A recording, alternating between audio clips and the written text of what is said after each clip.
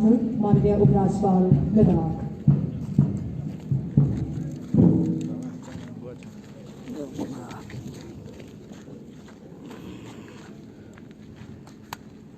मेरे प्यारे भाइयों और बहनों, जुले सलाम रनवंग गस्तोन ला तशीस दिले।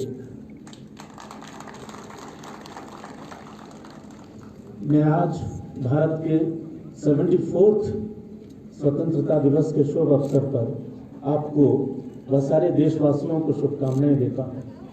इस बार का स्वतंत्रता दिवस बहुत महत्वपूर्ण है क्योंकि आज से 1 साल पहले लद्दाख के लोगों की 70 साल पुरानी मांग पूरी हुई। मैं लद्दाख के सभी लोगों को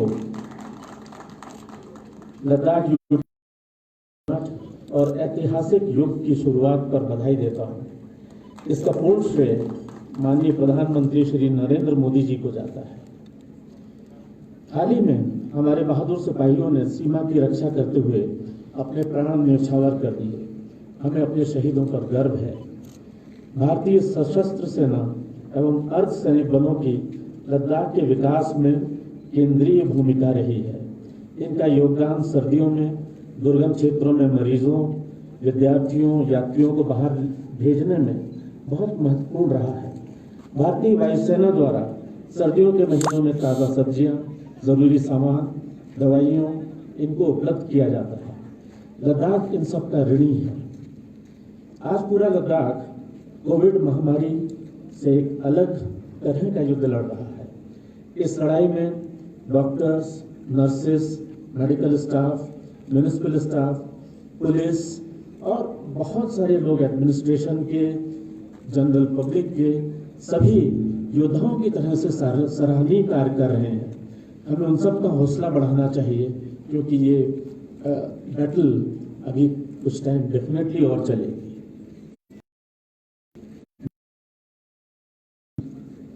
उन्होंने लद्दाख को स्पेशल डेवलपमेंट पैकेज दिया है जो कि एक दुर्लभ अवसर है। माननीय गृह मंत्री द्वारा इस स्पेशल डेवलपमेंट पैकेज में 50,000 करोड़ नॉन लैप्सेबल रुपए की घोषणा से लद्दाख का एक मान बढ़ाया है। इससे विकास की गति तेज होगी, ऐसा मेरा मानना है। इसके साथ साथ माननीय प्रधानमंत्री द्वारा लद्दाख को कार्बन न्यूट्रल बनाने की घोषणा, लेह व कारगिल को स्मार्ट सिटीज में विकसित उनकी चिंता व लद्दाख के लिए दूरदृष्टि को दिखाता है। वे चाहते हैं कि लद्दाख एक सस्टेनेबल डेवलपमेंट का उदाहरण बन सके। यूटी एडमिनिस्ट्रेशन ने लद्दाख को कार्बन न्यूट्रल बनाने के लिए जीबी पंत संस्थान के साथ मिलकर एक कॉन्फ्रेंस का आयोजन किया था और एक रोड मैप भी तैयार किया है।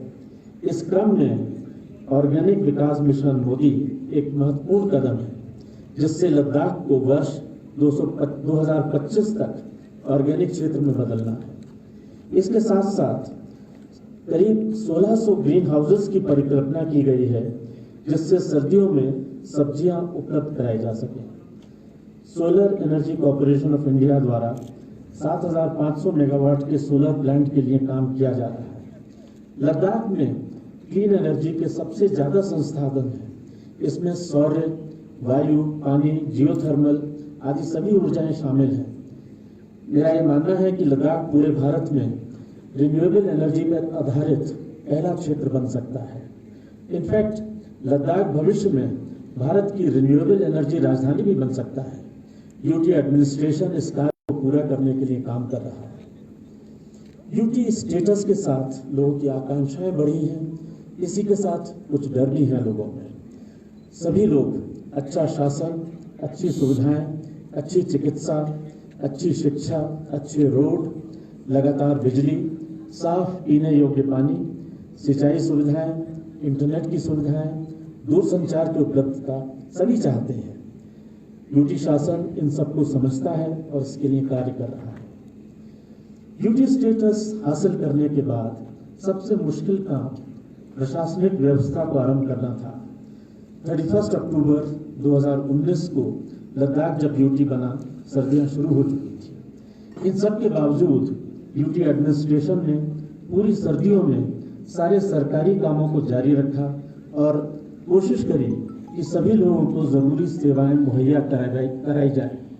ये सारा प्रयास इस सोच के साथ भी था कि सर्दियों में कार्य करना संभव है। ये मैसेज हम देना चाहते थे और कुछ हद तक शायद हम सफल भी हुए हैं। पिछली सर्दियों में ग्रिड से जुड़ने के बाद लद्दाख को बेहतर बिजली उपलब्ध कराई गई। 58 डीजी सेट्स द्वारा दुर्गम क्षेत्रों में बिजली को 6 से 8 घंटे तक उपलब्ध कराया गया। अतिरिक्त वाटर टैंकर्स द्वारा पानी उपलब्ध कराया गया। करीब 4015 टन सब्जियां, ताज़ा जरूरी वस्तुएं वायुसेना द्वारा लद्दाख के निवासियों को मुहैया करवाई गई। दुर्गम क्षेत्रों में 18 सैटेलाइट फोन प्रदान किए गए। भारतीय वायुसेना की सहायता से हेलीकॉप्टर प्लेन्स में लोगों को, मरीजों को, छात्रों को उनके गंतव्य स्थान पर भेजा गया। जोजिला, मनाली, जंस्कार, लिंकशेट आदि रोडों को तय समय से लगभग 1 महीना पहले खोलना संभव हो सका इस वर्ष। इससे लोगों को काफ़ी फायदा पहुंचा है। बीआरओ ने साथ साथ इस बार कई महत्वपूर्ण काम किए हैं, जिसमें जंस्कार लेह रोड का निर्माण, दुर्बुक श्योक डीबीओ रोड का निर्माण, ये सब शामिल है। इसके अलावा एक पवनास हेलीकॉप्टर को भी आम जनता, मरीजों व इमरजेंसी के लिए लेह में रखा गया है। लद्दाख को शेष भारत से जोड़ने के लिए जोजिला सुरंग एवं अन्य 4 सुरंगें प्रस्तावित हैं, इस पर काम चल रहा है। कारगिल में बड़े वायुयानों के आगमन के लिए एक feasibility study international civil aviation संस्था को अवार्ड करी गई है, जिसके लिए 3.5 करोड़ रुपए उनको दिए गए हैं। कारगिल एयरपोर्ट के लिए हमारे इस वर्ष के बजट में 2000 करोड़ रुपए का प्रावधान भी रखा गया है। कारगिल हॉस्पिटल को भी 300 बेड हॉस्पिटल में अपग्रेड किया जा रहा है। लद्दाख की तकनीकी उन्नति एवं जनता की सेवा के लिए विभिन्न सेवाएं, ई सेवाएं, वाहन सारथी, लद्दाख कनेक्ट, ई सेवा पोर्टल, जैन संवाद, ई स्टैंप, ई कोर्ट फीस स्टैंप इत्यादि को चालू किया गया है। यूटी एडमिनिस्ट्रेशन भारतीय सरकार के पूर्ण सहयोग से उच्च गुणवत्ता की मैन पावर तैयार करने व उच्च शिक्षा को सुधारने का कार्य कर रहा है। हम माननीय प्रधानमंत्री जी के धन्यवादी हैं, जिनके द्वारा बुद्धिस्ट एवं अन्य स्टडीज के लिए लद्दाख केंद्रीय विश्वविद्यालय की स्थापना की घोषणा की गई। लेह में मेडिकल कॉलेज, कारगिल में इंजीनियरिंग कॉलेज की स्थापना की जाएगी, इस पर काम चल रहा है। इसके साथ 4% सीटें जेएनके के इंजीनियरिंग व मेडिकल कॉलेज में आरक्षित की गई हैं। एनआईटी श्रीनगर में भी 5% सीटें आरक्षित की गई हैं। लेह के फूड क्राफ्ट इंस्टीट्यूट को इंस्टीट्यूट ऑफ होटल मैनेजमेंट में अपग्रेड किया जाएगा। इसके लिए 33 करोड़ रुपए की डीपीआर भी हमने पर्यटन मंत्रालय को भेज दी है। केंद्र सरकार ने स्थानीय आमची मेडिसिन को बढ़ावा देने व एमसी डॉक्टर्स को तैयार करने के लिए 47 करोड़ रुपए स्वीकृत करे हैं। इससे नेशनल रिसर्च इंस्टीट्यूट को स्थापित किया जाएगा और प्राचीन चिकित्सा पद्धति को एक नया आयाम दिया जा सकेगा। जंस्कार, न्योमा, पांगस्ते जैसे दुर्गम क्षेत्रों में टेलीमेडिसिन के कार्य को शीघ्र ही हम आरंभ करने जा रहे हैं। मुझे बताते हुए खुशी हो रही है कि हमने एक निर्णय लिया है कि लद्दाख के सभी निवासियों को आयुष्मान भारत की तर्ज पर मुफ्त इलाज की सुविधा मिलेगी, जिसके लिए इंश्योरेंस की व्यवस्था करी जा रही है। खेलों को बढ़ावा देने हेतु सिंथेटिक ट्रैक, फुटबॉल एस्ट्रोटर्फ इत्यादि का खेलो इंडिया के तहत निर्माण किया जा रहा है। इसके साथ जिम्नेजियम व दूसरे स्टेडियम्स का भी निर्माण कार्य पूरा किया जाएगा। हम जिला स्तर के साथ साथ विद्यालय स्तर पर भी खेलों की सुविधाएं विकसित करेंगे, ताकि भविष्य में अंतर्राष्ट्रीय स्तर के खिलाड़ी तैयार किए जा सके। लद्दाख यूटी बनने के बाद इन सब नए कामों को भारत सरकार के सहयोग व उदार वित्तीय बजट के द्वारा संभव किया जा रहा है। वर्ष 19-20 में हमें 5,100 करोड़ का बजट प्रदान किया गया था। 2021 करंट ईयर में 5,900 करोड़ का बजट दिया गया है। पीएमडीपी प्रोग्राम के तहत यूटी लद्दाख के बचे हुए 21,000 करोड़ रुपए इनका सैंक्शन स्टिल एग्जिस्ट। इसके लिए इस फंड से जोजिला टनल इत्यादि महत्वपूर्ण काम किए जा रहे हैं। ये सारे फंड्स नॉन लैप्सेबल हैं, इसलिए हमारे लिए ये बेस्ट होगा कि इस फंड्स को जितना जल्दी से जल्दी यूज करें, लेकिन दिमाग में ये फियर भी नहीं रहेगा कि ये लैप्स हो जाएंगे। इस बजट से हमारी चेष्टा होगी कि लद्दाख का हायर एजुकेशन, इंफ्रास्ट्रक्चर जैसे transmission lines, telecom, roads, tunnels, drinking water, irrigation projects, कृषि, इन सब क्षेत्रों में ड्यूरेबल लॉन्ग लास्टिंग काम किया जा सके। लद्दाख में प्राकृतिक संसाधनों, समृद्ध सांस्कृतिक विरासत एवं स्वच्छ ऊर्जा की बदौलत विकास हेतु अपार क्षमताएं हैं। नई खाली जमीन में जल प्रबंधन द्वारा एवं परंपरागत तरीकों जैसे जिंग या चुरकौन द्वारा कृषि और बढ़ाई जा सकती है। जड़ी बूटियों, एरोमेटिक प्लांट्स यहाँ पर बड़े पैमाने पर उगाए जा सकते हैं। इस तरह की संभावनाओं को प्रयोग में लाकर लद्दाख के निवासियों के आय की संसाधनों को बढ़ाया जा सकता है। मोदी योजना से यहाँ के सभी किसानों को ऑर्गेनिक खेती द्वारा आय बढ़ाने में मदद मिलेगी। कृषि विकास इस वर्ष हमने देखा है कि डिपार्टमेंट के प्रयासों से खेती के क्षेत्रफल में 20% का इजाफा हुआ है। इसी के साथ पूरी सर्दियों में ताज़ा सब्जियां उपलब्ध कराने की ग्रीन हाउस स्कीम हम कोशिश कर रहे हैं कि इस विंटर से ही उपलब्ध हो जाए। जुलाई 20 माननीय प्रधानमंत्री द्वारा मन की बात में व्हाइट कर्नल एप्रिकॉट का जिक्र करा था। इसके अलावा भी लद्दाख में apricots, apples, dry fruits, sea buckthorn, pashmina, yak, sheep, इन सभी का खजाना है। ये सारे उत्पाद प्रोसेसिंग और वैल्यू एडिशन के बाद अच्छी आय लाभ दे सकेंगे। लद्दाख के विशेष हैंडलूम्स, हैंडीक्राफ्ट्स, इनको भी हम चेष्टा कर रहे हैं कि नया रूप दिया जा सके। इन सभी एरियाज में काम करने से नए रोजगार, नए नौकरियां उत्पन्न होंगी। माननीय प्रधानमंत्री जी द्वारा शुरू की गई योजनाएं जैसे skill India, startup India, vocal for local, इन सब को मिलाकर स्थानीय युवाओं को उद्यमी में बदला जाएगा और हमारी आशा है कि वो दूसरे नौजवानों को भविष्य में नौकरी भी प्रदान कर सकेंगे। इस तरह के स्वरोजगार कार्य की शुरुआत हो चुकी है, हमें इसकी गति बढ़ानी है। लद्दाख में पर्यटन एक बढ़ता हुआ व्यापार है। इसका लद्दाख की अर्थव्यवस्था में 600 करोड़ रुपए का योगदान है एवं लगभग 70% जनसंख्या इससे जुड़ी हुई है। यूटी एडमिनिस्ट्रेशन द्वारा एसडीपी 2021 में करीब 250 करोड़ रुपए के बजट द्वारा इस क्षेत्र को बढ़ावा दिया जाएगा। जैसे ही काम करने के हालात सुधरेंगे, हम इस क्षेत्र में कार्य भी तेज गति से कराएंगे। पर्यटन विभाग द्वारा नई पर्यटन नीति पे कार्य चल रहा है। इसमें सस्टेनेबल एनवायरनमेंट फ्रेंडली कार्यों को महत्व दिया जाएगा। इसके अलावा विंटर्स में बढ़ावा देने के लिए हमने एक लद्दाख विंटर एनक्लेव का भी आयोजन किया था और उसके रिकमेंडेशंस पर हम कार्य आरंभ कर रहे हैं। अभी तक में यूटी एडमिनिस्ट्रेशन ने south Asia trade expo Saket 2020 new Delhi में भी भाग लिया और लद्दाख पर्यटन को प्रमोट करने की चेष्टा करी। भविष्य में भी लद्दाख को प्रचारित करने के लिए राष्ट्रीय व अंतर्राष्ट्रीय पर्यटन मेलों में भाग लिया जाएगा। हम एक लद्दाख विजन 2050 बनाने की कोशिश कर रहे हैं। इसके लिए एक प्लानिंग बोर्ड सेटअप करा गया है जो कि विजन भी डेवलप करेगा एवं अन्य महत्वपूर्ण मुद्दों पर टेक्निकल एडवाइस हमें दे सकेगा। इसी तरह इंफ्रास्ट्रक्चर डेवलपमेंट के लिए हमने नीति आयोग के साथ एक समझौता किया है।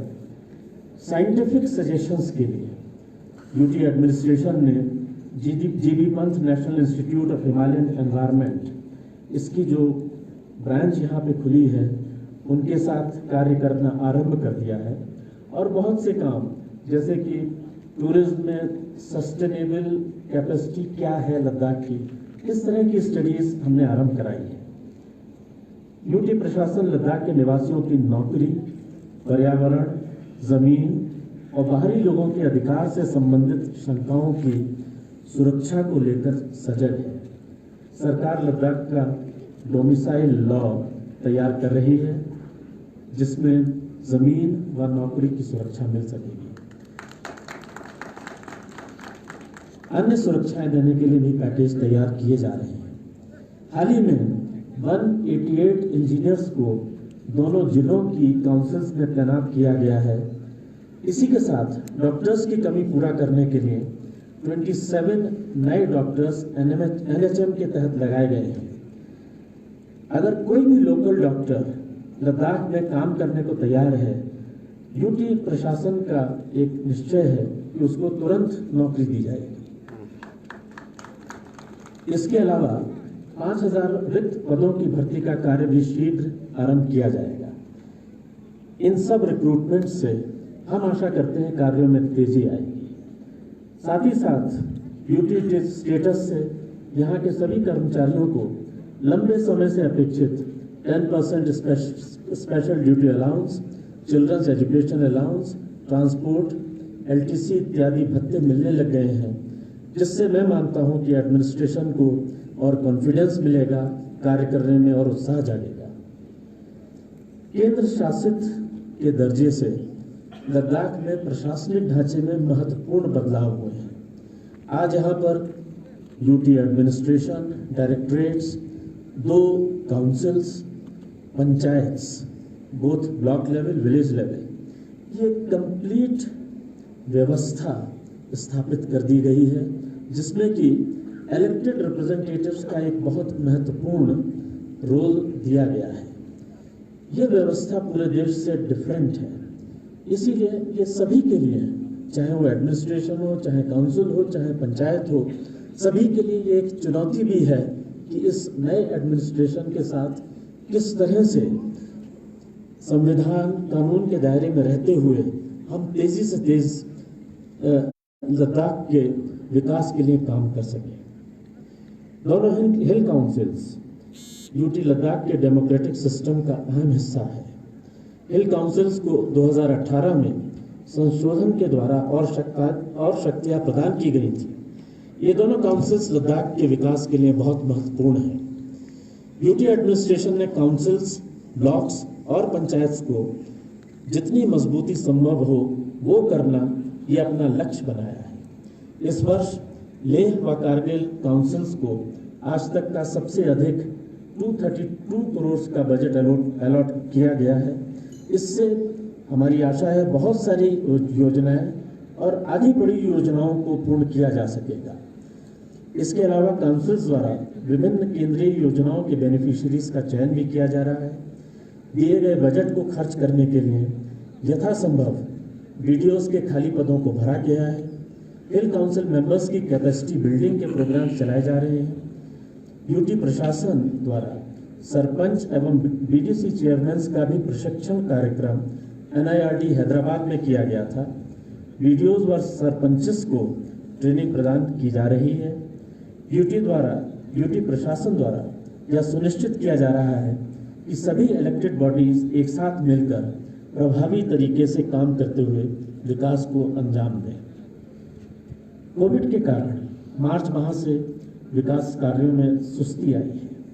अभी तक लद्दाख में हम सब मिलकर कोविड महामारी को काबू करने में कुछ हद तक कामयाब रहे हैं। हमने अभी तक करीब 80,000 टेस्ट पर मिलियन पॉपुलेशन करे हैं, जो कि पूरे देश में गोवा के बाद हाईएस्ट टेस्टिंग का नंबर है। कोविड के मैक्सिमम टेस्ट हेतु एक प्रयोगशाला चिचोट में चालू करी गई है, जिसमें 2 RT-PCR मशीन्स लगाई गई हैं। इसके अलावा भी कारगिल में एक RT-PCR मशीन शीघ्र ही लगाने की हम कोशिश कर रहे हैं। 2 कोविड हॉस्पिटल्स की स्थापना की गई है। हम पर्याप्त दवाइयाँ चिकित्सा उपकरण, वेंटिलेटर्स, पीपीई किट्स, इन सब की उचित संख्या में सप्लाई को इंश्योर कर रहे हैं। मार्च से मई के लॉकडाउन के दौरान मोबाइल ऐप्स द्वारा बच्चों की पढ़ाई को जारी रखा गया। इसी के साथ रेडियो टीवी द्वारा भी क्लास 10 से क्लास 12 की कक्षाओं में रोज पढ़ाई करवाई जा रही है।